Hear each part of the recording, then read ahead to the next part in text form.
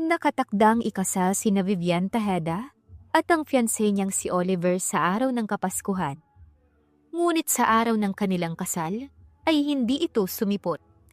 Sa kagustuhan ng mga magulang ni Vivian na matuloy ang kasal para hindi mapahiya sa kanilang mga bisitang business partners.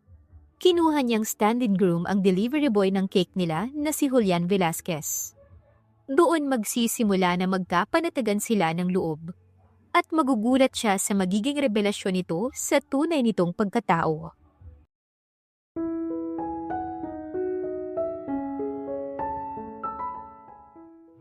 Vivian, magsisimula na ba tayo? May pupuntahan pa kasi akong event pagkatapos nito. Tanong ng may kaidarang si Mrs. Benita, isang kilalang businesswoman na bisita nila sa kasal. Habang nakatayo ito sa gilid ng aisle dito sa kalagitnaan ng beach. Beach wedding kasi ang napili nila para sa espesyal na okasyong ito. Halata sa kilos ng matanda na naiinip na ito. Inapatikim tuloy si Vivian dahil sa tanong nito. Sa kabila ng maganda niyang makeup, pansin ang kaba sa mukha niya. Suot niya ang mamahaling dream wedding gown na pinasadya pa nila sa gown designer na siyang gumagawa para sa mga artista. Saglit niyang hinanap sa paligid si Patricia, ang wedding organizer nila para magtanong din dito. Ngunit hindi niya ito makita, kaya't napipilitan siyang ngumiti kay Mrs. Benitez. Ano po kasi, may konting problema lang po, pero konting hintay na lang. Sagot niya na nauutal. Dahil hindi niya alam kung ano ang isasagot na hindi ito magagalit. Kaso'y wala siyang choice, kundi sabihin na lang kung ano ang nasa isip niya. Tumango si Mrs. Benita, ngunit halata ang pag-aalangan nito kung maniniwala ba. Pambihira, anong klaseng kasal to? Ang hindi alam kung kailan magsisimula. Habang naglalakad ito pabalik sa mesa, narinig pa ni Vivian ang pabulong nitong komento. Nanatili si Vivian sa kanyang pwesto na napapakagat labi na lang. Oliver naman, nasan ka na ba? Ngayon ka pa talaga nalit kung kailan ang kasal natin. Bulong niya sa sarili. Umaasang darating na ang mapapangasawa niya. Sa hindi kalayuan ay naririnig niyang mahihinang usapan ng mga bisita na nagpadagdag sa kaba niya. Nasaan na ba ang groom? Parang ang tagal naman nilang magsimula. Pasko pa naman ngayon. Sinabay pa nila ang kasal nila. Parang hindi naman sila prepared sa lahat. Dapat magsimula na sila. Kasi may kanya-kanya din tayong selebrasyon ngayong Pasko.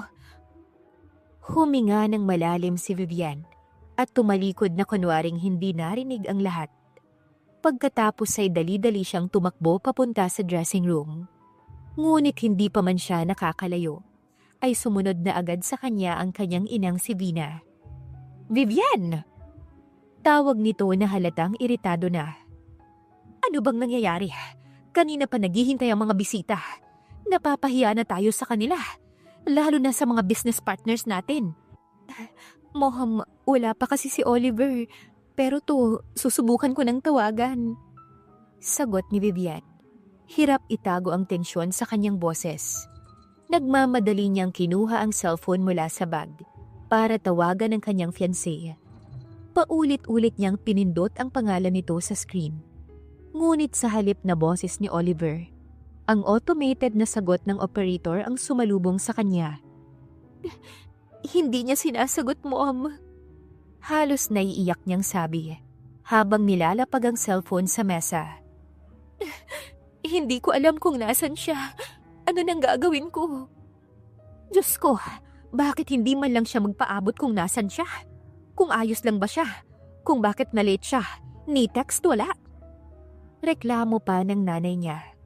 Napasandal naman sa paderang ama niyang si Vanjo na kanina pa palakad-lakad sa labas habang pinapakinggan sila.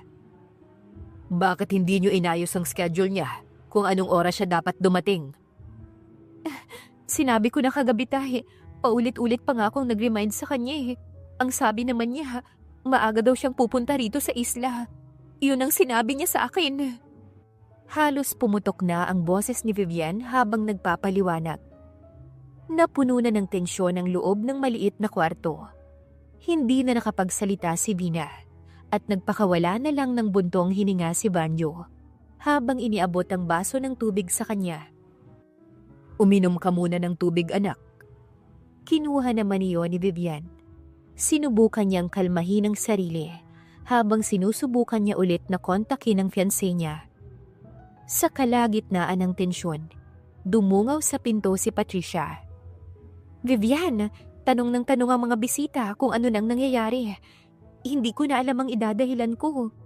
Kailangan ba nating mag-announce o gusto mong hintayin pa natin si Oliver ng ilang minuto? Napatingin si Vivian kay Patricia. Hindi siya makasagot. Sa isip niya ay paano niya ipapaliwanag na ni siya'y walang ideya kung nasaan ang groom niya. Napakapit siya ng mahigpit sa hawak niyang baso at umiling. Mag-stay na lang muna tayo ng ilang minuto, Patricia. Baka dumating na rin yun si Oliver. Iniisip ko kasi na baka nagkaaberya lang habang papunta siya rito kaya natatagalan. Tumango si Patricia at lumabas na. Pagkalabas nito'y muling nanahimik ang silid. Nakatitig lang si Vivian sa kanyang mga magulang habang sinusubukan pa rin niyang tawagan si Oliver. Hindi siya mapakali sa kakalakad paroon at parito. Ilang saglit ang lumipas bago bumukas ulit ang pinto. At pumasok ang bridesmaid niya na si Reese. Habol nito ang hininga na mukhang tumakbo ng tumakbo. Vivian, kailangan mo tong makita! Sigaw nito. Hawak-hawak ang cellphone na mukhang may mabigat na balita. Reese, importante ba yan? Pwede mamaya na lang? Pakiusap niya sa kaibigan. Pero importante to. Tungkol kasi to kay Oliver. Talaga? Ano ba yan? Nakita ko kasi to. Nakita ko sa post ni Nika. Tignan mo. Kinakabahan man ngunit curious siya. Kinuha ni Vivian ang cellphone nito at tinignan ang screen. Doon niya nakita ang isang candid shot na mukhang sa isang private resort. Sa gitna ng larawan ay nakatayo si Oliver.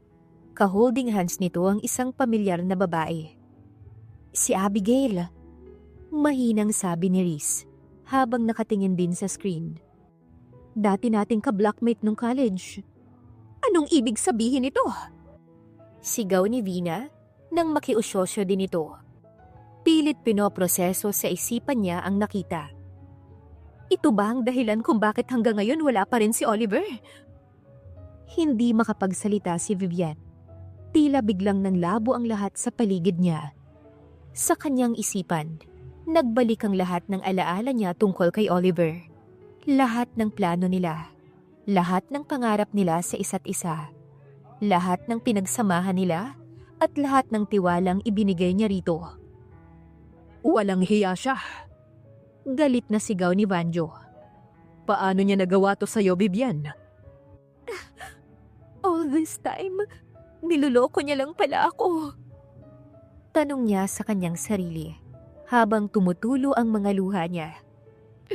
Gago siya! Napakagago niya! Kaagad na lumapit sa kanya ang nanay niya para punasan ang mga luha niya gamit ang tissue. Anak, huwag ka nang umiyak. Masisira yung makeup mo. Nay, wala na ring saysay ang makeup na to. Wala na ring kasal na magaganap kasi habang nag-aalala tayo rito sa kanya, siya naman pala'y nagpapakasaya kasama ang babaeng yun. Sigaw ni Vivian na mas lalong bumuhos ang mga luha niya. Anak, hindi pwede. Kailangan nating magawa ng paraan ito. Hindi pwedeng mapahiya tayo sa mga business partners natin. Kontra ng tatay niya. Tay, yun pa talaga ang iisipin natin. Wala nga si Oliver. Paano pa natin itutuloy ito? Anak, kaya nga dapat ay magawa natin ang paraan. Alam mo ang kahihinatnan kapag nagalit sa atin ang tuluyan ng mga bisita nating business partners. Giit pa ng nanay niya. Napatingin si Vivian sa salamin sa harap niya. Ang babaeng nakatingin pabalik ay mukhang perpekto. Ngunit sa likod ng makeup at gown na suot nito, wasak na wasak ang kanyang damdamin. Ngunit sa kabila ng sakit, alam niyang kailangan niyang gumawa ng desisyon para sa ikabubuti nila at ng reputasyon nila. Ano? May naiisip na po ba kayong solusyon? Sabihin na lang po kaya natin ang totoo na hindi natuloy para tapos na. Suwestyon ni Vivian. Wala pa nga eh. Hindi nga kasi pwedeng hindi natin ituloy. Tayo ang mapapahiya at mapag-uusapan. Kontra ng kanyang ina, na sandaling huminto sa paglalakad-lakad habang nag-iisip. Pinaghintay na rin natin sila. Mas lalong hindi nila magugustuhan kung hindi pala tuloy, tapos hindi pa natin sinasabi hanggang ngayon. Katwiran naman ng kanyang ama. Sa gitna ng kanilang pag-uusap-usap, muling bumalik ang wedding organizer nila. Nagkakagulo na po sila sa labas. May mga nag-aalisan na rin na ilan. Kaya po sinabi kong parating na si Oliver para huminto sila. Pahayag ni Patricia. Patay. Hindi talaga pwedeng hindi tayo matuloy. Saad ni Vanyo. Paano na yan? Habang mas pinapatagal natin, mas lalo silang magagalit. Katwiran niya sa mga ito. Walang makasagot sa kanyang mga magulang. Hanggang sa may sunod-sunod na kumatok sa kanilang pinto. Dahilan para mapatingin silang lahat. Pinagbuksan ito ni Patricia. At tumambad sa kanila ang delivery boy na may dalang wedding cake. Matangkad ito, mukhang nasa 30s din ang edad gaya ni Vivian. May makinis na morenong balat. Excuse me po. Dito raw po ba ide-deliver itong wedding cake?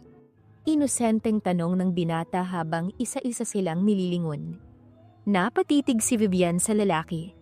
Maging si Patricia ay matagal din na napasulyap dito. Sa hindi maipaliwanag na dahilan, pareho silang napatingin sa isa't isa. Patricia, bulong ni Vivian habang marahang hinihila ang braso ng organizer. Nakikita mo ba yung nakikita ko? Mabilis namang tumango si Patricia. Oo, Ma'am Vivian. Mukhang pareho tayo ng iniisip. Ha? Anong ibig niyong sabihin? Tanong ng nanay niya na nakikinig pala sa kanila. Naguguluhan ito habang tinitignan ang reaksyon ng dalawa. Tignan mo yung delivery boy, Mom. Yung hairstyle, yung height. Medyo hawig, hindi ba? Bulong ni Vivian habang pasimpleng itinuro ang delivery boy gamit ang kanyang mga labi. Mabilis namang tumitig ang ina niya roon. Nang marinig ito, napatingin na rin si Vanyo sa binata. Napakunot ang noo nito at napatango. Oo nga, parang medyo kahawig nga siya ni Oliver. Napansin naman ng delivery boy ang lahat ng tingin na nakatuon sa kanya. Napakamot tuloy ito sa ulo. Ma'am, sir, okay lang po ba kayo? Bakit hindi niyo po ako sinasagot? Saan ko po ba dapat iset up itong cake? Ngunit imbes na sagutin, mabilis na hinila ni Vivian ang binata at kaagad na sinara ang pinto. Anong pangalan mo, sir? Julian po, ma'am. Julian Velasquez. Julian, interesado ka bang kumita ng ekstrang pera ngayong araw? Makahulugang tanong ni Vina. Nagulat si Julian at bahagyang umatras. Extra? Ma'am, kung tungkol po ito sa delivery, bayad na po itong cake. Hindi rin po ako tumatanggap ng tips kas... Umiling ang nanay ni Vivian at ngumiti ng misteryoso. Hindi. Ganito kasi. Aalukin ka sana namin na maging stand-in groom. Magbabayad kami sa'yo ng malaking halaga kapag pumayag ka at ginawa mo ang trabaho mo. Stand-in groom po? Ulit nito. Hindi sigurado kung tama ba ang narinig. Tumango si Vina. Oo, sobrang importante to, Julian. Hindi kasi sumipot ang groom nitong anak ko. Hindi kami pwedeng mapahiya sa mga bisita. Pero ma'am, hindi ko naman po kilala ang anak ninyo. Hindi mo naman kailangang makilala ko. Kami na ang bahalang gumawa ng paraan kapag may nagtanong. Basta, huwag ka lang lalayo sa amin. Singit ni Vivian, na mukhang may pag-asa na. Halos lahat ng bisita dito ay mga pamilya namin. Ang pamilya ni Oliver ay wala naman dito dahil mga patay na sila. Ni isa sa mga kaibigan niya hindi rin nagsipunta. Kaya wala masyadong makakapansin sa'yo bilang stand-in groom.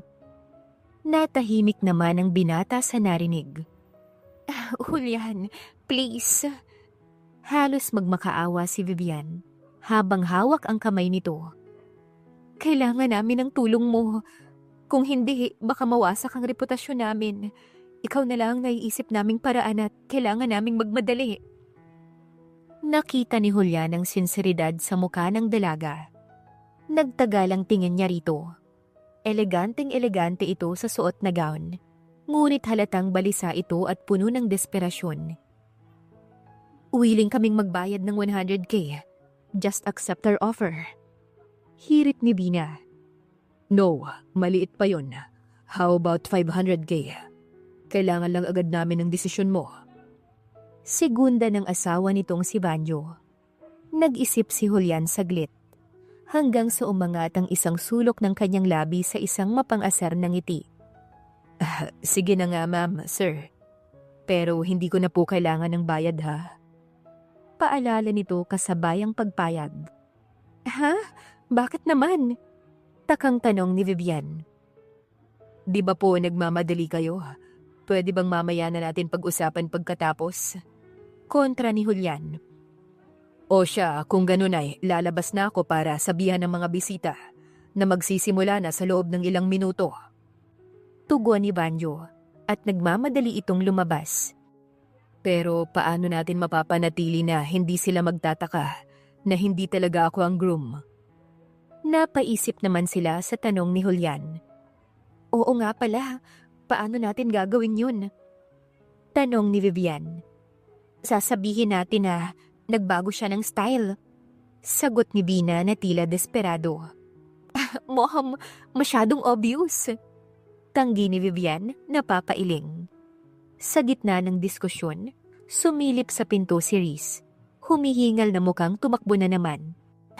Guys, kailangan nyo na raw bilisan, sabi ni Sir Vanjo.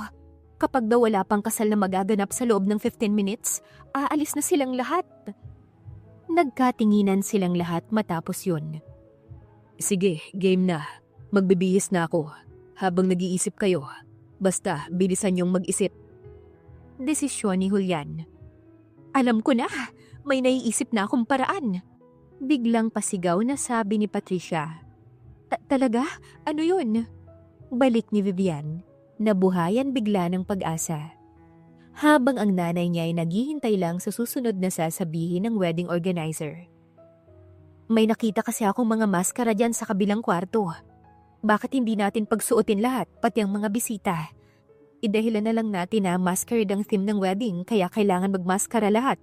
Nang sa ganun, matakpan ng bahagya ang mga muka, lalo na si Julian. Nagkatinginan ng mag-ina sa naging suwestyon ni Patricia. Tama, maganda nga yan. Iyan ang gawin natin. Pagsang-ayon niya. Tara na Patricia, kunin na natin ang mga maskara at ipamigay na natin sa mga bisita. Ikaw naman Vivian, ayusin mo nang mabilis ang sarili mo. Segunda ni Vina at agad na silang nagsikilos. Huminga ng malalim si Vivian pagkalabas ng kanyang ina at ni Patricia. Dali-dali siyang humarap sa salamin. Iniisip niya kung tama ba ang gagawin nila. Ngunit sa kabila ng lahat, wala siyang ibang choice, kundi ang sumugal at sumabay na lang. Makalipas ang ilang sandali, tuluyan na ring nagsimula ang kasal na halos 1.5 oras din ang nasayang. Bakit ba kailangan pang magmaskara? Para saan to? Para namang naging masquerade ball ang kasal nila. Tanong ng isang bisita sa wedding coordinator. Habang naglalakad na si Vivian sa aisle, papunta sa harapan kung saan naghihintay si Julian. Parang gano'n na nga, mahilig kasi si Sir Julian at Ma'am Vivian sa pa-mysterious effect. Saka gusto nilang unique ang kasal nila, kaya ganitong naisipan nilang theme. Paliwanag ni Patricia. Kahit labag sa loob niyang magsinungaling, ay wala siyang pamimilian. Ha? Sinong Julian? Di ba Oliver ang groom ni Vivian? Nakakunot ang noong balik nito. Ha? Anong Julian ka dyan? Wala naman akong sinasabing Julian. Oliver din ang sinabi ko. Palusot ni Patricia, habang kagat sa ibabang labi habang umiiwas ng tingin. Ay, wala ba? Siguro'y gutom lang ako, kaya kung ano-anong naririnig ko. Baka nga, natagalan kasing magsimula ang kasal kaya nagugutom na. Pagsang-ayon ni Patricia dito, at pagkatapos ay umalis na siya ron para hindi na siya matanong pa. Munti ka na ako ron ah. Mabuti na lang at medyo may pagkauto-uto ang bisitang yun. Bulong niya sa sarili na natatawa. Nagpatuloy na ang seremonya ng kasal hanggang sa dumating na sa puntong hindi kaagad naisip ni Julian. By the authority vested in me, and in the sight of God and these witnesses, I now pronounce you husband and wife. What God has joined together, let no one separate. Oliver, you may now kiss the bride. Matapos sabihin niyon ng pari, na puno ng hiyawan at palakpakan ng isla. Samantala si Julian ay natulo sa kanyang kinatatayuan dahil sa pagkabigla. For goddamn sake, hahalikan ko siya in front of these people. Ni isang babae wala pa akong nahahalikan sa tanang buhay ko. Tapos makakahalik nga ako sa ganito pang pagkakataon. Tanong ni Julian sa sarili habang nakatulala sa mga labi ni Vivian na mapupula. Langya naman oh, kailangan ko ba talagang gawin to? Kaso kapag hindi ko ginawa mabubuko naman kami. Patuloy nito. Uy, ano na? Gawin mo na lang. Mahinang bulong ni Vivian. Doon pa lang natauhan si Julian.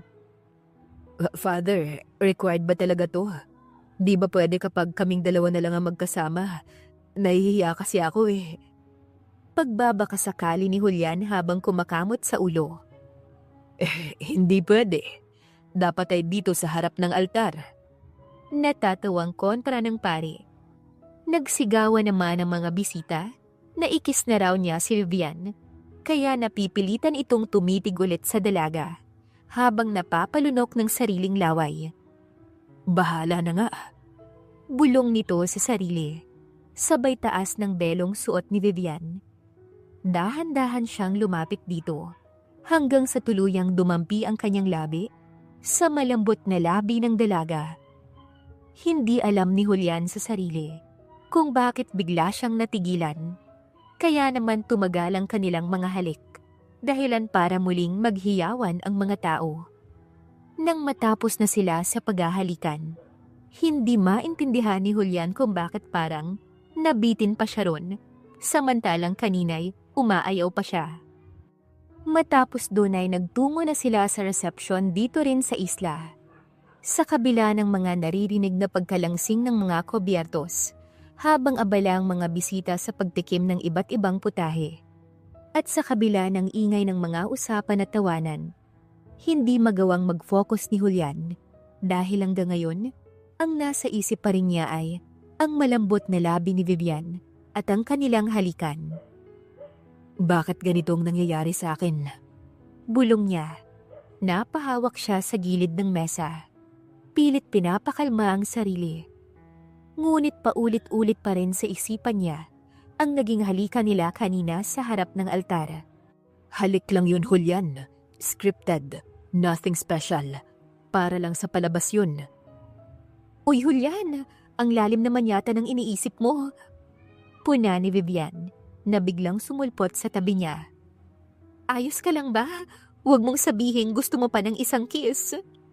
Kantsaw nito sa kanya.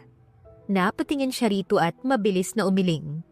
Ha? Hindi Naisip ko lang na kung gaano kahirap mag-settle down sa pag-aasawa. Palusot niya. Well, technically, mahirap talaga. Pero pareho rin nating hindi pa nalalaman ang totoong experience dahil sa letseng lalaking yun na hindi ako sinipot. Bulong ni Vivian para walang makarinig sa kanila. Maya-maya'y tumayo muna si Vivian para kausapin ang ilang mga bisita. Habang si Patricia naman ay lumapit kay Julian nang napadaan ito. Uy, congrats! Ang galing nyo ron kanina lalo na dun sa kiss. Sambit nito na may makahulugang ngiti. Sure ka? Di ba nahalata nung natagalan ako? Usisa ni Julian dito. Well, nung una medyo, pero bumawi ka naman nung ikis mo siya ng matagal. Oo na, huwag ka nang maingay. Baka may makarinig pa sa atin. Katuwiran niya habang lumilinga sa paligid. Pero seryoso, Julian. Patuloy ni Patricia. Humina ang tono nito. Alam kong medyo weird to para sa'yo, pero parang ang ganda ng chemistry ninyo ni Ma'am Vivian kanina. Kinilig nga ako eh. Napakamot siya sa ulo at umiling. Trabaho lang to, okay? Walang ibang ibig sabihin yun. Kaya wag mo na akong bilugin. Bakit ba? Wala namang masama sa sinabi ko ah. Ang sabi ko lang naman, may chemistry talaga kayo. Whatever, wag ka nang madaldal. Baka masayang pang effort ko eh. Napasubo pa ako sa kiss na yun. Ngumiti lang si Patricia bago siya nagpaalam para asikasuhin ang ibang bagay dito sa reception. Naiwang mag-isa si Julian. Pilit iniiwas ang tingin kay Vivian na para bang isang magnet na humihila sa kanya. Hindi niya maintindihan kung bakit hindi niya matanggal sa isip niya ang labi ng babae na malambot, matamis at nakakasabik. Nang tuluyan na silang matapos sa reception, tahimik na naglakad si Julian at Vivian papunta sa pribadong kwarto. Natutuluyan nila dito sa isla para sa honeymoon na dapat sana'y para kina Vivian at Oliver. Pareho sila ngayong hindi makapagsalita. Sa mga pagkakataon na nagtatama ang kanilang tingin, pero agad din nilang iniiwas sa isa't isa. Pagdating nila sa pintuan ng kwarto, si Julian na ang unang nagsalita dahil may gusto itong kumpirmahin. 3 araw daw tayo dito, sabi ni Ma'am Vina, totoo ba? Oo, yun din ang napag-usapan namin ni Oliver. Sayang naman kasi ang bayad kung hindi natin susulitin. Sagot ni Vivian. Binuksan na nito ang pintuan at naunang pumasok. Iniwan si Juliana tulala sa harap ng pinto. Ilang sandali pa'y sumunod na rin siya at isinara na niya ang pinto. Okay lang ba sa'yo na magstay dito kasama ko? Tanong ni Vivian habang hinuhubad ang suot na maskara. Okay lang naman. Baka kasi magduda sila kung aalis ako. Tugon niya na naiintindihan ang sitwasyon. Kung gusto mong magpahinga, okay lang. Doon ka na sa kama. Dito na lang ako sa sofa. Ako narito sa sofa. Ikaw na ron sa kama. Parang hindi naman ako gentleman kapag ikaw ang hinayaan ko dito sa sofa, hindi ba? Huwag mo nang isipin yun. Pambawi ko na lang sa'yo sa pagpayag mong maging stand-in groom ko. Tapos pumayag ka pang magstay dito for 3 days. Okay lang yun. Sige ka. Kapag pinagpilitan mo pa rin na dito ka sa sofa, aalis na ako. Pananakot ni Julian. Sabi ko nga sa kama na ako. Mabilis na sagot ni Vivian at agad na itinapon ang sarili sa kama. Ang lambot naman dito. Ang sarap humiga. Patuloy nito na tila nangiinggit pa. Habang nakahiga si Vivian at sinusubukang pumikit, pasimpleng napatitig na naman si Julian sa labi niya. Bahagya pa nitong kinakagat ang ibabang parte ng labi, na parang iniisip niyang hinahalikan niya pa rin ito. Julian! Nang banggiti ng dalaga ang pangalan niya, agad siyang napaiwas ng tingin. Maraming salamat talaga sa'yo kasi yun nga, pumayag ka sa ganito. Paliwanag ni Vivian, kasabay ang pag-upo nito sa dulong bahagi ng kama, habang nakaangat ng tingin sa kanya. Nagtagalang tingin nila sa isa't isa, hanggang sa unang umiwas ng tingin si Julian. Walang anuman. Masaya naman ako na nakatulong ako sa inyo. Matapos iyon, ay muli na naman siyang natahimik. May awkwardness pa rin sa pagitan nilang dalawa. Ngunit hanggang ngayon, ay may gumugulo pa rin sa isipan ni Julian ang halika nila kanina. Pero sa mga sumunod na oras, unti-unti na rin silang nasanay sa kanilang mga presensya. Nagkaroon na rin sila ng small talk dahil sinubukan nila na gawing mas magaan ang atmosphere. Nagkwentuhan lang sila tungkol sa mga random na bagay. Bakit mo favorite ang movie na Titanic? Tanong ni Julian habang nakaupo sa sofa kaharap ng dalaga. Oo naman, classic yun eh. Ikaw ba? Anong favorite mo? Sagot ni Vivian. Fast and Furious series. Of course, typical na lalaki. Biro ni Vivian tumatawa. Uy, hindi Maganda naman kasi talaga yung storyline nun. Depensa ni Julian. May gusto pa pala akong itanong sa'yo. Curious kasi talaga ako dito kanina pa, kahit nasa gitna tayo ng kasal. Patuloy ni Vivian. Go on, ano ba yon? Bakit ang bilis mong pumayag na maging stand-in groom? Ayaw mo pang magpabayad? Ano bang dahilan mo? Natigilan sandali si Julian bago sumagot. Wala lang, bored lang ako. What? Anong klaseng dahilan yun? Gulat na tanong ng dalaga. Laglagang panga nito ngunit parang tumatawa. Totoo, bored lang talaga ako. Tapos gusto ko ng kakaibang experience, kaya naisip kong subukan. Hindi ko rin kasi ma-imagine sa buong buhay ko na maging isang stand-in, kaya sinubukan ko. May pagka-weird ka rin pala. Paano yan? 3 days kang hindi makakapagtrabaho. Paano ang kita mo niyan? Ang totoo niyan, hindi talaga ako delivery boy. Kung natatandaan mo, dapat ang may-ari ng inorderan ninyo ng cake ang mismong magde-deliver sa inyo, hindi ba? Ay, oo nga pala. Nawala sa isip ko kung di mo pa sinabi. Ngayon ko lang din napagtanto. Tugon ni Vivian na nagugulat pa rin. Kung hindi ka delivery boy at hindi rin ang may-ari, ba't ikaw ang nag-deliver? Kaibigan ako ng may-ari. May emergency kasi silang pinuntahang mag-asawa. Kaya nakiusap sila sa akin kasi nagmamadali sila. At ako lang ang maaasahan nila. O siya, tama na nga. Bukas na ulit tayo magkwentuhan. Ang dami ko nang nalaman tungkol sa'yo. Natatawang sabi ni Vivian, sabay higa sa kama. Tumayo naman si Julian. Nagsimula ng iligpit ang mga pinagkainan nila na nasa center table. Sige, matulog ka na. Ako na ang mag-aayos dito. Makalipas ang ilang oras, hindi makatulog si Julian dahil siguro'y hindi siya sanay sa sofa matulog. Kaya napaupo na muna siya at hindi niya maiwasang lingunin si Vivian. Nakahiga ito at nakapikit na. Ang mga labi nitong kanina pa niya iniisip ay tila nangaakit kahit na tulog na ang dalaga. Dahil doon ay napailing siya sa sarili. Tigil-tigilan mo na, Julian. Ano ba't hindi ka makamove on sa labi niya? Reklamo niya sa sarili. Pero nanatili pa rin siyang nakatitig rito. Nang maisip niyang mali ang ginagawa niya, muli siyang humiga sa sofa at tinakluban ang mukha niya gamit ang throw pillow at sinubukang matulog.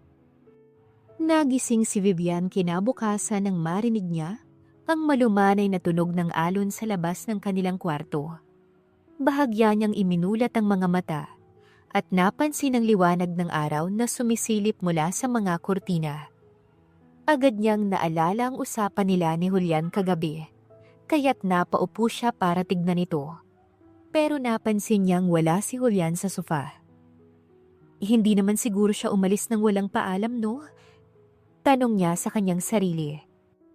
Natapos siya sa isiping yun nang marinig niyang kaluskos mula sa balkonahe. Kaya tumayo siya at nag-ayos ng sarili at naglakad papunta roon, kung saan naabutan niya ang binata na nakatayo. May hawak na tasa ng kape habang nakatingin sa malawak na dagat. Ang aga mo yatang nagising. Bati ni Vivian habang lumalapit dito. Napalingon naman si Julian sa kanya na hindi kaagad napansin kanina ang presensya niya. Kasabay ng pagbaling nito ang malawak na pagngiti nito sa kanya. Hindi pa naman ganun katagal. Tara, kape. Itinaas nito ang hawak na tasa at tumalikod papunta sa maliit na lamesa. Huwag mo na akong ipagtimpla. Kaagad naman niyang tanggi. Ayaw mo ba? Malamig pa naman ang panahon. Masarap humigop ng kape. Kahit gusto ko man, hindi sa akin pwede eh. May allergy ako dyan. Talaga?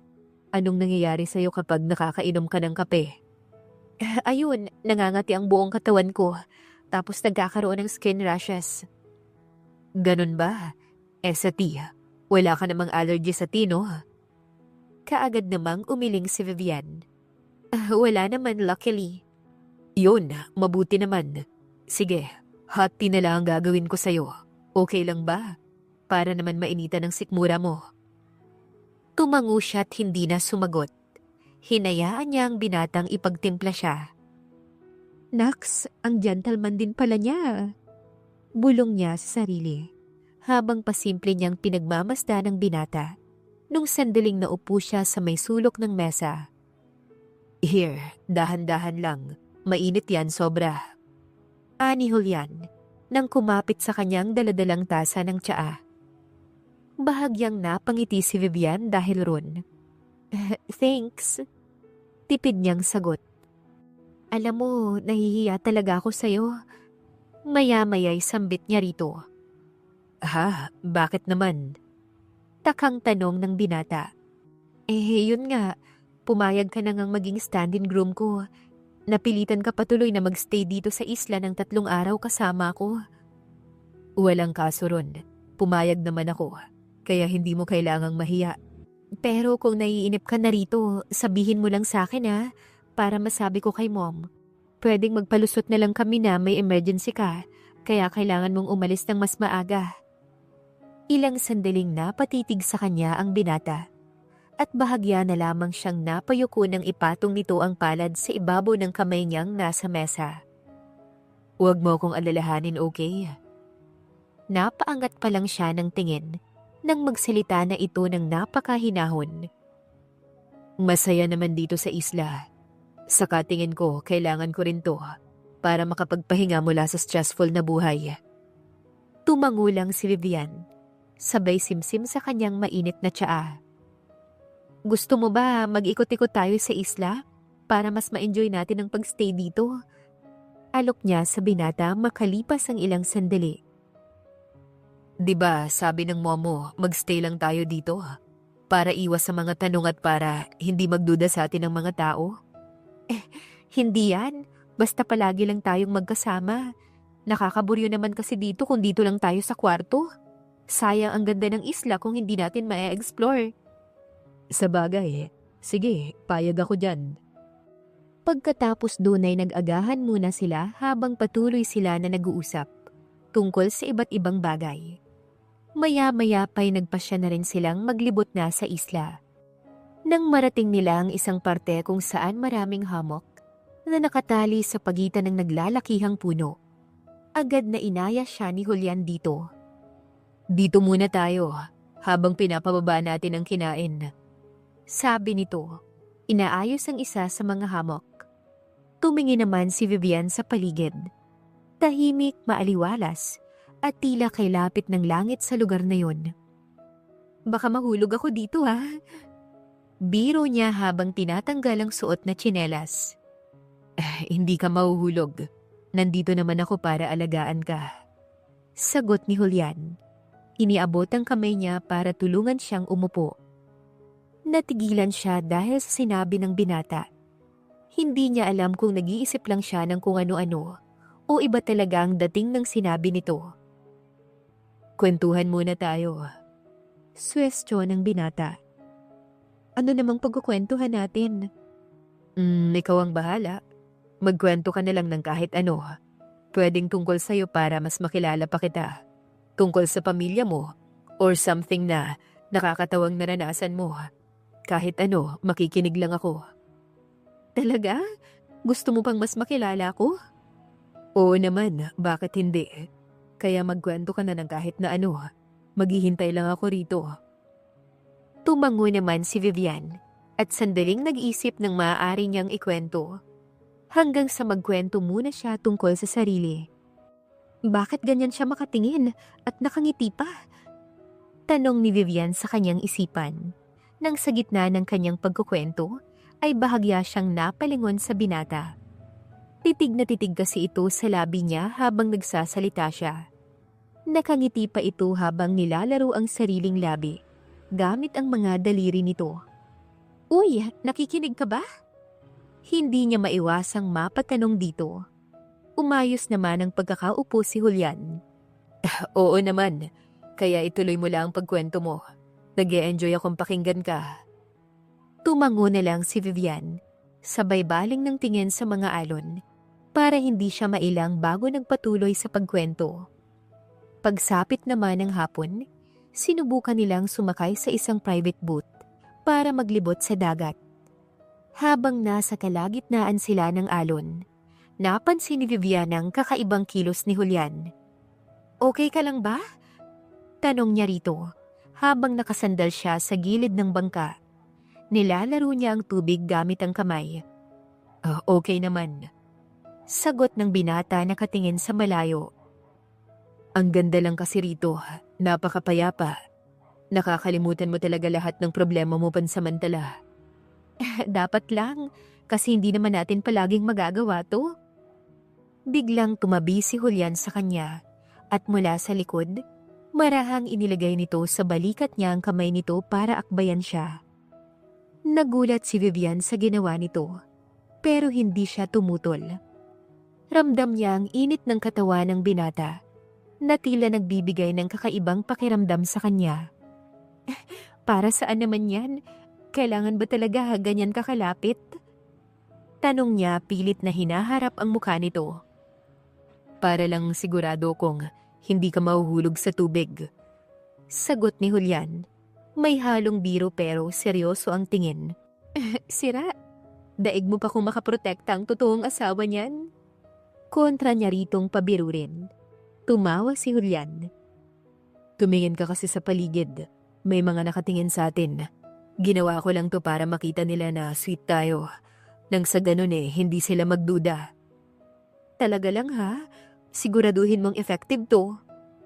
Ano ka ba? Effective talaga to.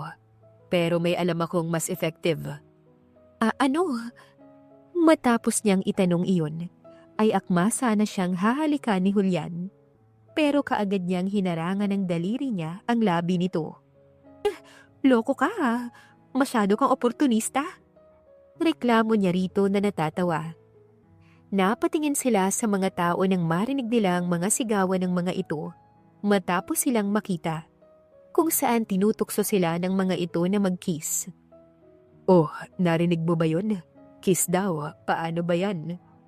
Mapanuksong sabi ni Julian. Kasalanan mo yan may paakbay ka pa kasi. Katwiran niya rito. Bahala ka, naghihintay na sila Sige ka, baka mahalata nila tayong nagpapanggap lang. Pananakot nito. Sige na nga, pero gusto ko nakapikit ka ha. Pagpayag ni Vivian. Sigurado ka? Oo nga, sige ka, baka magbago pa ang isip ko. Okay, ito, pipikit na. Pagkasabi no ni Julian, pumikit na rin ito. Naghihintay sa paghalik ni Vivian. Napangiti naman si Vivian dahil imbes na halikan nito, pinagdikit niya ang kanyang mga daliri. Kunwari ito ang labi niya at nilapat niya ito sa labi ng binata. Mwa, ayan, nakis na kita ha? Natatawang idinilat ni Julian ang kanyang mga mata. Ang daya naman, akala ko talaga ikikis mo ko. Asa ka, hindi mo ako maiisahan. Kontra ni Vivian, sabay alis sa kamay ng binata na nasa balikat niya. Napailing-iling na lang si Julian dahil dun. Nang kinagabihay na pagdesisyon na nilang magpalipas ng oras sa tabing dagat. Para maibsa ng malamig na simoy ng hangin, nag-set up sila ng bonfire. Naupo sila sa tabi nun habang nag-uusap. Kapag nakita mo ulit yung ex-fiancé mo, anong gagawin mo? Tanong ng binata sa gitna ng kanilang pag-uusap. Kapag nakita ko talaga siya, uupakan ko siya para makabawi-bawi man lang sa ginawa niya. Di lang niya kami pinahiya Sinayang niya rin ang 6 months naming preparation. Tapos isipin mo pa yung pagod at gastos. Napakawalang hiya niya. Gigil na sagot ni Vivian. Pansin sa kanyang muka ang labis na pagkadismaya. Hindi naman kumontra doon si Julian dahil naiintindihan niya ang dalaga. At kung siyang nasa kalagayan nito, baka mas malala pa nga ang magawa niya. Ikaw, kamusta ka naman? Alam kong hindi ka okay, pero ang galing mong magtago ng nararamdaman mo Dagdag ng binatang usisa sa kanya. Saglit na natigilan si Vivian dahil sa narinig. Makalipas ang ilang sandali ay napatango rin siya. Yeah, you're right. Nagpe-pretend lang ako na ayos lang ako. kahit yung totoo, sobrang sakit pa rin sa loob ko nang nangyari. Panimula niya. Pero ano bang magagawa ko? Kahit magmukmuk ako, kahit umiyak ako ng dugo, hindi ko mababago ang katotohanan na niloko niya ako. Kaya para saan pa kung ipapakita ko na nasasaktan ako, hindi ba? Tumango na lang din si Julian. Hindi na nagawang makapagsalita matapos yun. Pakiramdam niya'y mali na itanong niya pa iyon. Maya-maya'y nakarinig si Julian ng nagkakantahan sa isang tabi, kaya't napalingon siya roon. At nakita niya ang grupo ng mga lalaking masayang nagsasayawan sa isang energetic na kanta, habang ang isang lalaki naman ay nagigitara at sinasabayan ito sa pagkanta ng mga sumasayaw. Napangiti si Julian habang pinagmamasdan ng mga itong nagkakasiyahan. At nung lingunin niya si Vivian, ay tahimik lang ito habang nasa malayo nakatingin. Tila hindi alintanang malakas na hiyawan ng mga lalaking nagkakasiyahan. Dahil doon ay tumayo si Julian at kaagad siyang nilapitan. Uy, huwag ka nang magmukmuk dyan. Halika rito, may naisip ako. Aya nito sabay hawak sa kamay niya. Saan tayo pupunta? Takang tanong ni Vivian. Basta, sabihin nilang natin na magsasaya tayo para kahit papano. Hindi ka na malungkot. Sigurado ka dyan Hindi na sumagot si Julian at nginitian na lamang siya nito. Nung tumayo na siya, kaagad siya nitong hinila at dali-daling tumakbo. Huminto sila sa harapan ng mga lalaking yun. Mga pre, pwede ba kaming makasayaw sa inyo? Malungkot kasi tong misis ko Pagkuha ni Julian sa atensyon ng mga ito, sabay-sabay namang lumingon sa kanila ang mga lalaki. Oo naman sir, pwedeng-pwede. Ano pang hinihintay natin? Tara na, sayaw na tayo ulit. Sunod-sunod na sagot ng mga ito. Kiyo, bigyan mo nga kami ng pangmalakasang tugtog dyan. Yung dati, dugo ni Ma'am isasaya. Baling ng isang lalaki na nagigitara. Umisip naman ito hanggang sa may naisip itong upbeat song. Kaya naghiyawan ang mga lalaki at nagsimula ng magsayawan.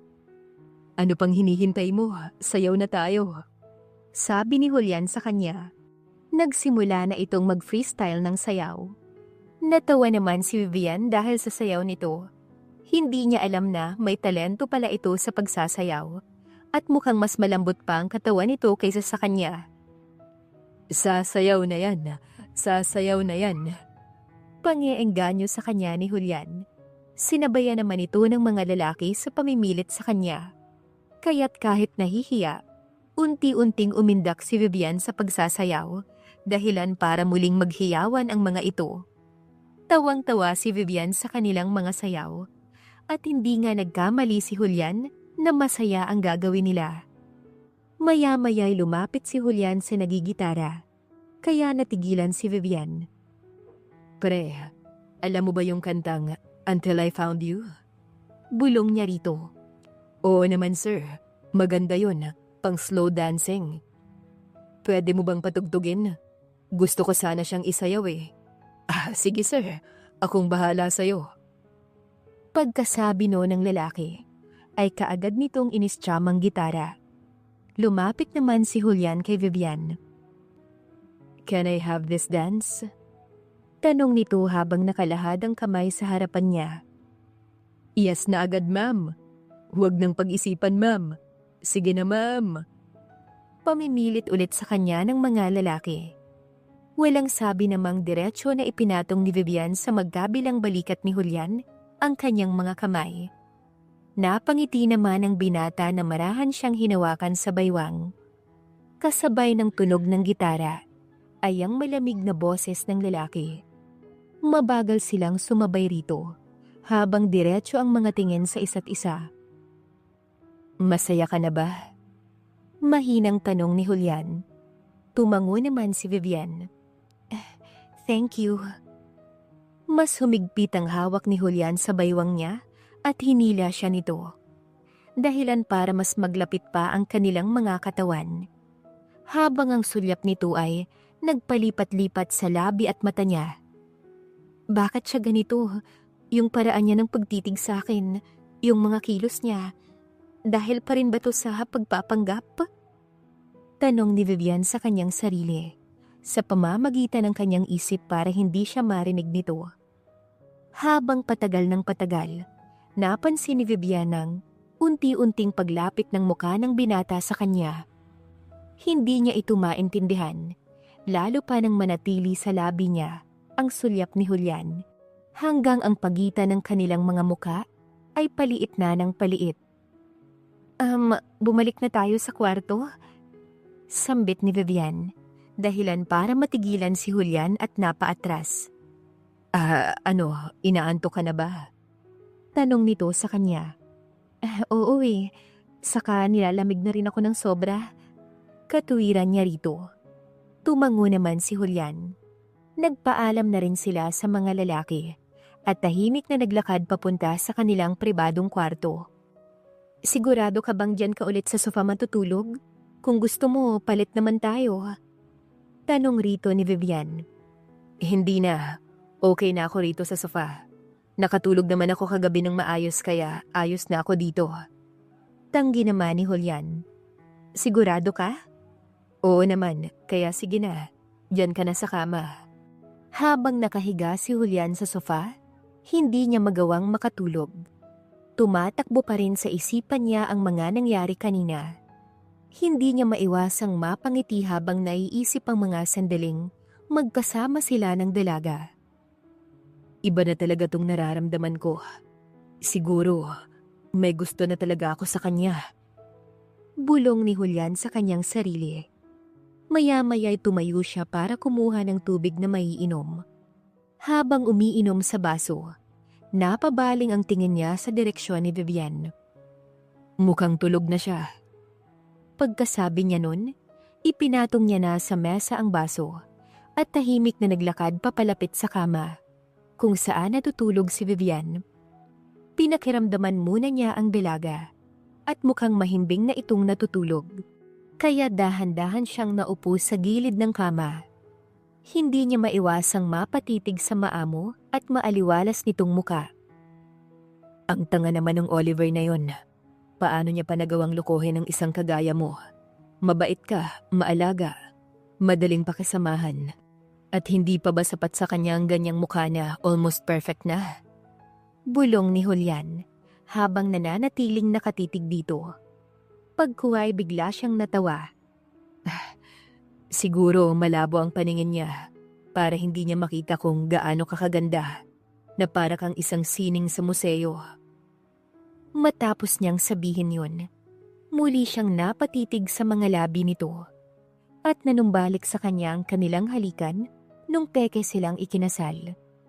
Hindi mapigilan ni Julian na makagat ang ibabang parte ng kanyang labi. Natitempt siya at naaakit siya sa labi ng dalaga. Yung mga labi mo, ba't parang inaakit ako ng mga to? Mula nung mahalikan kita, parang daig ko pang nakadrugs at naadik na akong halikan ka. Patuloy niya. Kung halikan kaya kita ngayon, tulog ka naman kahit dampi lang para hindi ka magising.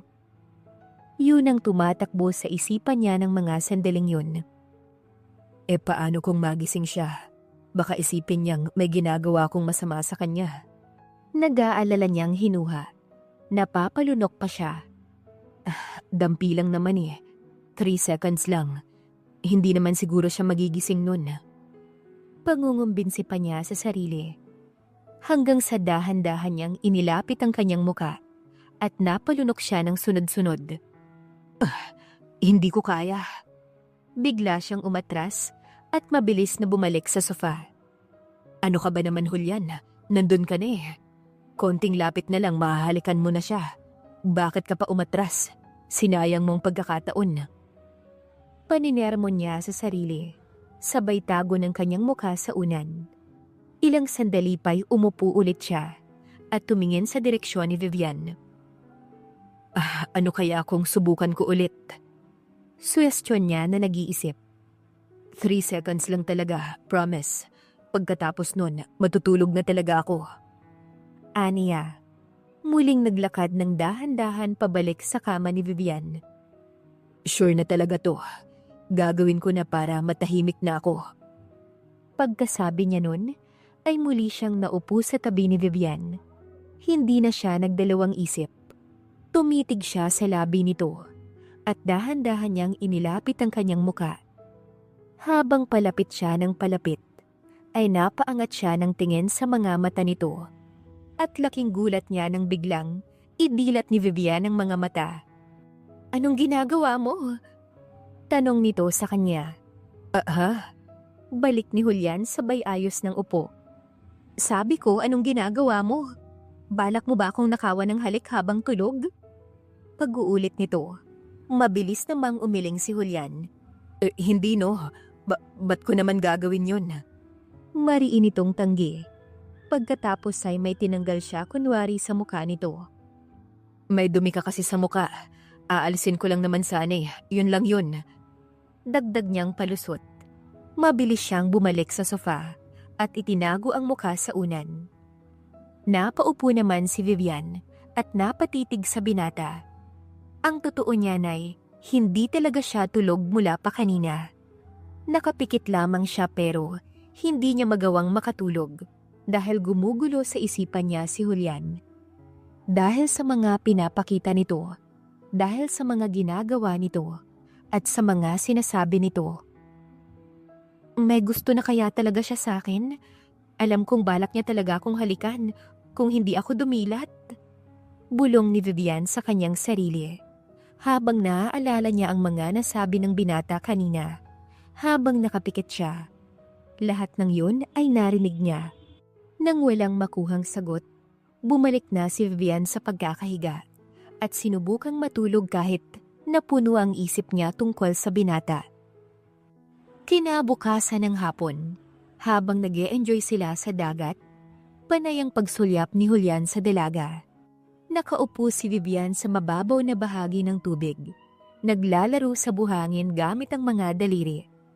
Habang si Julian naman ay nakatayo sa tabi niya. Hinahayaan ang alon na dumaan sa kanyang mga binti. Ano nang plano mo pagkatapos nito? Bukas aalis na tayo rito sa isla. Tanong ni Julian bigla, para mabasag ang katahimikan. Napatingala si Vivian sa kanya. Plano? Siguro magmo-move on. Yun naman ang dapat kong gawin, hindi ba? To move forward and left behind all the things that caused me too much pain. Tugon niya sa binata. So, gusto mo na talagang makawala sa Oliver na yon? Oo naman, ano pa ba? Hindi naman pwedeng habang buhay ako magpapakabiter, hindi ba? Kaya ako magmo-move on dahil para sa sarili ko. Hindi ko to gagawin para sa kanya. Wala ka na bang balak na bigyan siya ng chance kung sakaling humingi siya? O kung lumuhod siya sa harapan mo at sabihing hindi kanya pala kayang iwan? Wala nang dahilan para balikan ko siya. Kilala ko ni Oliver. Alam niya na sa lahat, ang pinakaayaw ko ay ang sinungaling. Kaya alam kong hindi na babalik yun. At kung sakaling gawin man niya, baka pagtawanan ko na lang siya. Natahimik si Julian saglit. Hinahanap niya ang tamang salita bago siya naupo sa harap ni Vivian para magpantay sila. Pwede ba akong sumama sa'yo? Tanong niya sa dalaga. Napatitig naman si Vivian sa kanya, bakas ang pagtataka sa muka. Sumama? Saan? Sa pagmumubuan mo. Gusto kong samahan kang kalimutan ng lalaking yun. Gusto kong tulungan ka na maging masaya sa anumang paraan. Gusto kong makita balang araw yung totoo mong pagngiti na umaabot hanggang sa mga mata mo. Maaari ba yun? Hindi agad nakasagot si Vivian. Nanatili siyang nakatitig kay Julian. Iniisip kung seryoso ba ito o nagpapatawa lang. Para saan? Bakit mo gagawin to? Huminga ng malalim si Julian. Tumingin muna ito sa malayo bago siya muling tinitigan ng diretsyo. Kasi sa tingin ko, may gusto na yata ako sa'yo, Vivian. Natigilan si Vivian. Napatingin siya sa dagat. Iniwas niya ang tingin kay Julian. Tila hindi alam kung paano sasagutin ang narinig. Ngunit sa loob-loob niya, hindi niya maitatanggi na may kung anong kilig na gumapang sa kanyang puso. Pero alam niyang sa sitwasyon niya ngayon, Hindi niya pa kayang sumugal. Di ba parang sobrang bilis naman yata, Julian? Tanong niya nang muling lingunin ng binata. Hindi naman nasusukat sa tagal o bilis ng panahon ng pagmamahal. Kapag tinamaan ka, tinamaan ka. Pero, Huwag mo munang isipin ang nararamdaman ko para sa'yo. Sinabi ko lang yun para malaman mo. Pero hindi mo kailangang magmadali. Handa akong maghintay hanggang sa maging ready ka ng umibig ulit. Sa ngayon, hayaan mo muna akong samahan ka para makalimot. Para gumawa ng bagong mga alaalang hindi magpapaalala sa'yo sa lalaking yun. hindi makasagot si Vivian. Iniisip niya ang bawat salitang binitawan ni Julian. At kahit papano, ramdam niya ang sinseridad nito. Hinawakan ni Julian ang magkabila niyang palat para kunin ang atensyon niya. Pwede ba yon, Vivian? Pwede ba akong sumama sa'yo sa mga bagay na gusto mong gawin para makalimot? Muling tanong nito matapos na walang nakuhang sagot. Bahagya namang ngumiti si Vivian at dahan-dahang tumango. Sige, pumapayag na ako. Napangiti ng husto ang binata sa narinig. Sa ngayon, yun lang ang mahalaga para rito. Na pagkatapos dito sa isla, magagawa niya pang makasama at makita ang dalaga. Thank you. Kapag nakaalis na tayo rito sa isla, makakaasa kang lahat ng gagawin ko ay galing mismo sa puso ko at hindi natin kailangang magpanggap. Aasahan ko yan, Julian. Pagkaalis nila sa isla kinabukasan, tinupad ni Julian ang bawat salitang sinabi niya. Mula noon ay palagi siyang nariyan sa tabi ng dalaga. Ginawa niya ang lahat ng makakaya niya para pasiyahin ito at iparamdam na hindi ito kaiwan-iwan. Sa bawat araw na mas nakikilala nila ang isa't isa, mas napanatag ang loob ni Vivian sa binata. Unti-unti niyang nakita ang kaibahan nito kay Oliver, na malayong malayo ito sa ex-fiancé niya na manluloko. Makalipas lamang ang 3 buwan, opisyal na silang magkasintahan. Hindi maikukubli sa kanilang mga mata ang labis na kasiyahan sa bagong yugto ng buhay na meron sila. 8 buwan ang nakalipas. August 14. Napadpad si Vivian sa isang pribadong garden na puno ng mga bulaklak at may nakalatag na string lights na nagbibigay ng romantikong liwanag sa gabing ito. Nakatayo siya ngayon sa gitna ng hardin habang nakatingin sa mga kumikislap na ilaw sa paligid. Pinilit siyang papuntahin dito ni Julian gamit ang dahilan na may surprise dinner daw ito para sa kanila. Bakit nag-effort ka pa yata para rito? Ano bang meron ngayon? Hindi mo yata sinasabi sa akin. Naglalambing ka ba? Pabirong tanong ni Vivian habang hinahanap sa paligid ang binata. Maya-maya'y lumitaw si Julian mula sa likod ng isang puno. May hawak na bouquet ng mga pulang rosas. Nakaayos ang suot nitong simpleng blazer. Kitang-kita ang kaba sa mga mata nito habang nakatitig sa kanya. Hanggang sa lumapit ito ng dahan-dahan kay Vivian. Halos hindi makahinga habang iniisip ang susunod na gagawin. Flowers for you, my love. Bungad ni Julian, sabay abot ng bulaklak. Napangiti si Vivian at kinuha ang bouquet. Anong meron? Parang sobrang espesyal naman ito para sa isang ordinaryong dinner. Pagtataka pa rin niya dahil hindi naman nila monthsary ngayon at wala siyang maalala na okasyon sa araw na ito. Ngumiti si Julian, ngunit halata sa mukha niya ang tensyon. Tumikim siya bago nagsalita. Hindi ko na kasi kayang itago pa, Vivian.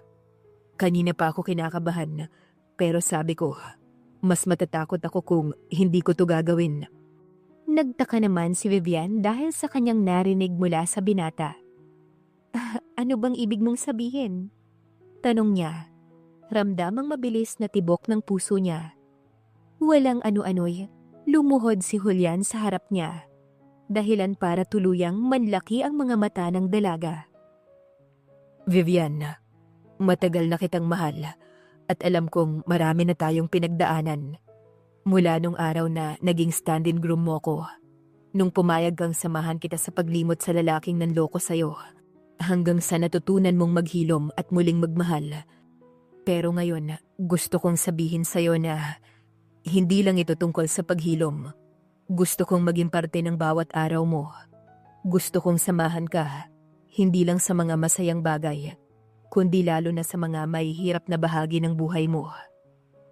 Binuksan ni Julian ang maliit na kahon at tumambad sa mata ni Vivian ang isang singsing na may makinang na brilyante. Napanganga siya at halos hindi makapaniwala. Vivian, ikaw ang babaeng pinagdasal ko.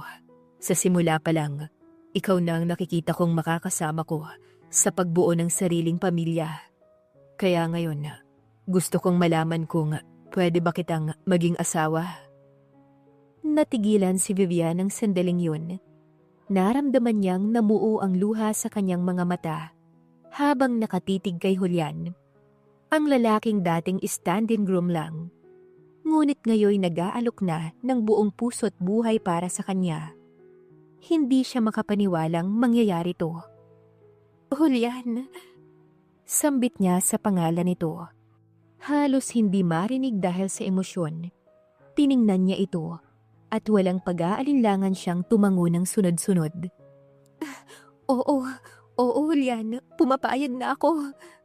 Biglang tumayo si Julian at niyakap siya ng mahigpit. Iniikot pa siya nito sa ere habang sumisigaw sa sobrang saya. Tumatawa at umiiyak naman si Vivian habang hinawakan siya sa pisngi ng binata. Sigurado ka ba? Ako na talaga ang gusto mong pakasalan? Wala nang atrasan? Tumawa si Julian at tumingin ng diretso sa mga mata niya. Simula pa lang nung nasa isla tayo, ikaw na ang hangarin kong makasama habang buhay. Kaya walang dahilan para atrasan ko to, Vivian. At ipinapangako kong hindi ko gagawin sa'yo ang ginawa ni Oliver. Dahil hindi ko sasayangin ang pagkakataong to na mahalin ka higit pa sa buhay ko. Ubod ng sinseridad na tugon ng binata sa kanya. Pagkatapos ay hinila siya nito para sa isang halik. Ramdam sa bawat pagdampi ng kanilang mga labi ang labis na pagmamahal at katiyakan sa isa't isa. Sa gabing iyon, nag-umpisa na naman ang kanilang bagong yugto sa buhay. Hindi bilang stand-in bride and groom, kundi bilang dalawang taong totoong nagmamahalan. Hindi na nagsayang ng panahon ng dalawa matapos ang wedding proposal ng binata kagabi. Ngayon ay nasa isang restaurant sina Vivian at Julian kasama si Patricia, ang wedding coordinator ni Vivian noon. So, ikakasal kayo sa parehong isla, kung saan dapat mangyayari ang kasal mo dati kay Oliver, Vivian? Sigurado ba kayo rito? Tanong ni Patricia habang sinusulat ang detalye sa kanyang planner. Napatingin si Patricia kay Vivian, na bahagyang napayuko bago tumingin kay Julian. Nagkaroon ng mabilis na palitan ng tingin ng dalawa. Tila nagkakaintindihan na hindi na kailangang magsalita. Nung una, ayoko talaga. Alam mo naman kung anong nangyari nun, Patricia. Ang sakit balikan nun para sa akin. Mahina ang boses ni Vivian. At natatakot ako na baka mangyari ulit ang nangyari nun. Tumango si Patricia habang tinitignan siya. May bahagyang simpatsya sa mga mata nito. Naiintindihan ko, kahit naman siguro kung nasa sitwasyon mo, ganyan na ganyan din ang iisipin ko eh. Pero kung ayaw mo, bakit ito pang napagdesisyonan nyo ngayon? Agad na sumingit si Julian at seryoso ang boses nito na magsalita. Ako ang may gusto nito. Patricia, alam mo kung gaano kahirap para kay Vivian ang lugar na yon. Pero gusto kong baguhin ang alaala niya sa isla. Ayokong manatiling sugat yon sa puso niya. Kaya gusto kong gawing masaya at espesyal ang lugar na yon para sa kanya. Para tuwing maaalala niya ang isla, hindi na lungkot kundi pagmamahal na ang mararamdaman niya. Tila napaisip si Patricia habang tinitignan si Julian. Kita niya ang sinseridad sa boses nito at ang determinasyon sa muka. Ngumiti naman ng bahagya si Vivian at marahang tumango kay Julian. Ayoko na sanang balikan pero tama ka. Kung may paraan para gawing masaya ang alaala ko sa lugar na yon, gusto kong subukan. At tinitiyak kong sayang, hindi mauulit ang ginawa ni Oliver nun. Kaya wag kang mag-alala. Ang gusto ko lang ay magtiwala ka sa akin. Ngiti ang sumilay sa labi ni Patricia. Iba ka talaga, Julian. Hindi lahat ng lalaki iisipin ng ganito sa partner nila. Okay, kung desidido na kayo, gagawin natin ang lahat para maging perpekto ang kasal na to. Ngumiti si Julian at tumingin kay Patricia. Kaya ka namin kinuha ulit, Patricia, kasi ikaw ang pinakamagaling. Tumawa ng mahina si Patricia. Flattery won't get discounts, Julian. Angal nito dahilan para magtawanan ulit sila. Sayang, akala ko pa naman lulusot na eh. Giit pa ng binata. Pero salamat dahil pinagkatiwalaan niyo ulit ako. Anyway, gusto niyo ulit na December 25 ang wedding, hindi ba? I-remind ko ulit na napaka-hectic ng Pasko para sa suppliers. Natatandaan niyo naman siguro ang aberya nun, hindi ba? Kaya natin yan. Kalmado ang boses na sagot ni Julian. Gusto naming makabawi lalo na sa mga bisita ni Vivian. At sisiguraduhin ko na hindi magkakaroon ng anumang aberya. Gusto kong maging perfect ang kasal na to para sa amin. Kaya ako mismong tututok sa lahat. Hindi ko nahahayaang ma-stress ang mapapangasawa ko sa preparation. Dahil gusto kong fresh siya at siyang pinakamaganda sa araw ng kasal namin. Katwiran pa nito sabay kindat kay Vivian. Asus, ang swerte mo naman sa mapapangasawa mo, Vivian. I can sense it already na he's very far from Oliver. Aminin mo, hindi mo naranasan to sa lalaking yun noon dahil halos ikaw ang nag-aasikaso sa lahat. Habang ang lalaking yun ay nagpapakasaya kasama ng mga kaibigan niya sa bar. Pahayag ni Patricia. Tama ka. Kaya nga wala akong pagsisisi na tinanggap ko ang alok niyang pakasalan ako eh. Tugon naman ni Vivian. Sabay hawak ng mahigpit sa kamay ng binata. At pangako ko sa'yo na wala kang pagsisisihan habang buhay. Paninigurado ni Julian. Okay, tama ng sweetness. Baka tumabang na ang cake sa harap ko. Biro ni Patricia kaya muli silang natawa. Okay, December 25, Pasko, sa parehong isla. Ano naman ang theme ng kasal ninyo? Please lang, ayoko na ng masquerade theme. Muli na naman silang nagtawanan ng malakas. Simple pero elegante. Walang masyadong eksena pero dapat ramdamang pagmamahal at init ng okasyon ha? Sagot ni Vivian, na tila nabubuhayan na ng loob habang iniisip ang araw na yon. Tumingin si Julian kay Vivian at tumango. Gusto ko rin yung medyo intimate, yung malapit lang sa puso namin. Hindi tungkol sa dami ng tao, kundi tungkol sa espesyal na araw na yon para sa amin. Got it. Simple, elegant, intimate.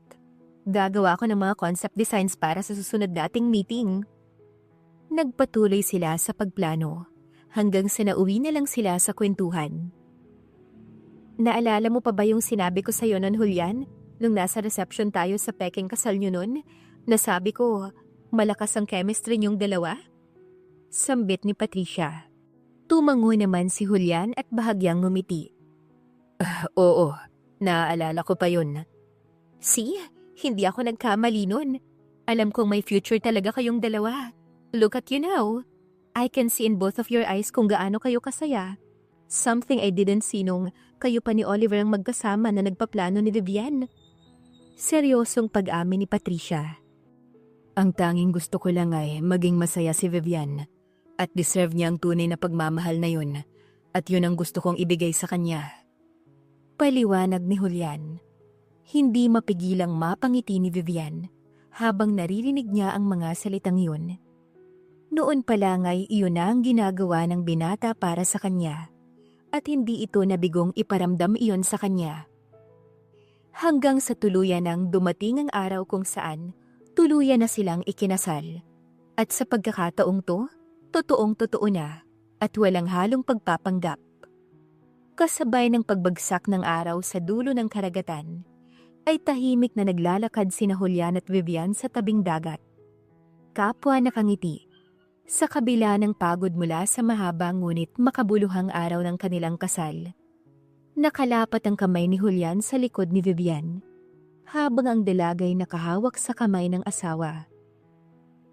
Hindi ko inakala na magiging ganito kasaya ang araw na to, ani Vivian, habang ninanamnam ang sariwang simoy ng hangin. Sa wakas, napalitan na ng masayang alaala ang nakaraan ko sa islang to. At lahat ng yun ay dahil sa'yo, asawa ko. Hinawakan ni Julian ang magkabilang balikat ni Vivian at pinaharap ito sa kanya. Deserve mo to, Vivian. Deserve mo ang lahat ng to. Ang saya, ang pagmamahal, at ang pangakong lagi akong nandito para sa'yo. Kaya simula ngayon, mas marami pa tayong bubuuin na magagandang alaala sa isla na to. Palagi mo ba akong dadalhin dito? Tanong ni Vivian. Ngumiti si Julian sabay umiling. Mukhang ako yata ang palagi mong dadalhin dito. Katwiran nito. Ha? Bakit naman? Mahinang tumawa si Julian. Pwede mo bang tignan ang buong paligid ng isla? Hiling nito. Hindi ko maintindihan. Para saan ba? Basta, pwede mo bang tignan ang buong paligid para sa akin? Nang seryosong sabihin niyo ni Julian, alam niyang hindi ito nagbibiro. Kaya naman tumango siya at sumunod dito kahit nagtataka. Dahan-dahan siyang umikot at tinignan ang bawat parte ng isla. Oh, nagawa ko na. Anong meron dun? Natatawang tanong ni Vivian dahil para siyang ewan. Ngumiti si Julian at humarap sa kanya ng diretsyo. Lahat ng nakikita mo riyan ay sayo na, Vivian. Nagulat si Vivian at nanlaki ang mga mata sa narinig. Ano? Julian, seryoso ka ba? Anong ibig mong sabihin? Hinawakan ni Julian ang magkabilang kamay ng asawa. Pagmamay-ari ko talaga ang isla na to, Vivian. Itinago ko ang totoo sa'yo dahil gusto ko tong irigalo sa'yo. At ito ang tamang pagkakataon para ibigay ko na at aminin sa'yo ang totoo. Pag-amin nito, hindi makapagsalita si Vivian. Pinagmasdan niya ang mukha ni Julian at sa bawat salita nito, ramdam niya ang sinseridad at pagmamahal ng asawa. Seryoso ka ba? Sa'yo talaga to? Walang dahilan para lokohin kita, kaya maniwala ka sa akin. Ngayon ay sa'yo na to. Julian, pero sobrang laki naman ito. Hindi ko alam kung paano ko tatanggapin ng ganitong kalaking regalo. Ngumiti si Julian at hinaplos ang pisngi ng asawa. Hindi lang ito regalo, Vivian. Isa itong pangako. Pangako na kahit na anong mangyari, ako ang magiging tahanan mo. Pangako na gagawin ko ang lahat para lagi kang maging masaya. At pangakong dito tayo magsisimula ng mga magagandang bagay. Napaluha si Vivian dahil sa narinig. Ngunit sa pagkakataong yun, ang mga luha niya ay hindi na dahil sa sakit, kundi sa labis na kaligayahan. Kaya naman niyakap niya ng mahigpit si Julian. Salamat. Hindi ko alam kung paano kita mapapasalamatan sa lahat ng ginagawa mo para sa akin. Hinaplos ni Julian ang buhok ng kanyang asawa, habang nananatili ang kanilang pagyayakapan. Mahal kita, Vivian. Wala kang kailangang ipagpasalamat sa akin. Gaya ng parati kong sinasabi sa'yo, deserve mo ang lahat ng to. Bumitaw si Vivian sa pagkakayakap upang tignan muli ang paligid. Ibig sabihin, sobrang yaman mo pala, ha? You're right, girl. Sobrang yaman nga ng asawa mo. Biglang may sumingit na isang babae sa kanilang pag-uusap, dahilan upang sabay silang napalingon dito. Tumambad sa kanila ang isang babae at ang lalaki na magkaakbay. Vivian, sila pala sina Patrick at Sol, yung may-ari ng cake shop kung saan kayo nag-order dati. Sila yung mag-asawang tinutukoy ko ng mga kaibigan ko. Pagpapakilala ni Julian sa mga ito. Mabuti na lang pala nagka-emergency kami nun, kaya si Julian ang nag-deliver ng cake nyo nun. Dahil doon ay nagkakilala kayo. And look at you both now. Happily married na. Sambit ng lalaki si Patrick. Kung ganun, bakit ka nagpanggap na delivery boy nun kung ikaw naman palang may-ari ng isla? Takang tanong ni Vivian sa asawa. Paano ba naman? Sobrang damot niyan dati. Baka raw kasi hingin mo na lang kay kapag nalaman mong siya ang may-ari ng isla. Kaya nagpanggap siyang delivery boy. Si Sol nang sumagot. Hoy, ang daldal mo talaga.